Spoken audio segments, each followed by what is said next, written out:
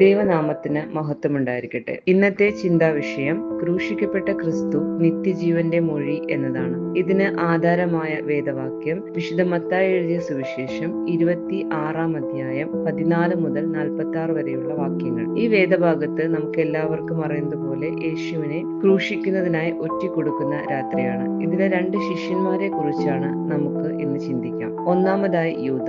യേശുവിനെ ചുംബനത്താൽ കാണിച്ചു കൊടുത്ത യൂദ പിന്നീട് തന്റെ തെറ്റിൽ മനം നൊന്ത് കെട്ടിത്തൂങ്ങി മരിച്ചു എന്ന് നാം വേദഭാഗത്ത് കാണുന്നു. രണ്ടാമതായി നാം കാണുന്നത് പത്രോസിനെയാണ്. ആ രാത്രിയിൽ അക്രമശാലിയായ പത്രോസ് മഹാപുരോഹിതന്റെ ദാസന്റെ കാതറുക്കുന്നതും വീണ്ടും 3 തവണ പത്രോസ് യേശുവിനെ തള്ളിപ്പറയുന്നതും നാം കാണുന്നു. എന്നാൽ പിന്നീട് പത്രോസ് തന്റെ തെറ്റ് മനസ്സിലാക്കുകയും അതിദുഃഖത്തോടെ കരയുകയും ചെയ്യുന്നു. അതെ, പത്രോസിനെ പോലെ അനുതാപ ഹൃദയം നമുക്കും നൽകണമേ എന്ന് നമുക്ക് പ്രാർത്ഥിക്കാം. ക്രൂശിന്റെ വചനം നശിച്ചു പോകുന്നവർക്ക് പോഷത്വവും രക്ഷിക്കപ്പെടുന്ന നമുക്ക് ദൈവശക്തിയും ആകുന്നു. ഈ വചനത്താൽ ദൈവം നമ്മെ ഓരോരുത്തരെയും ശക്തീകരിക്കട്ടെ.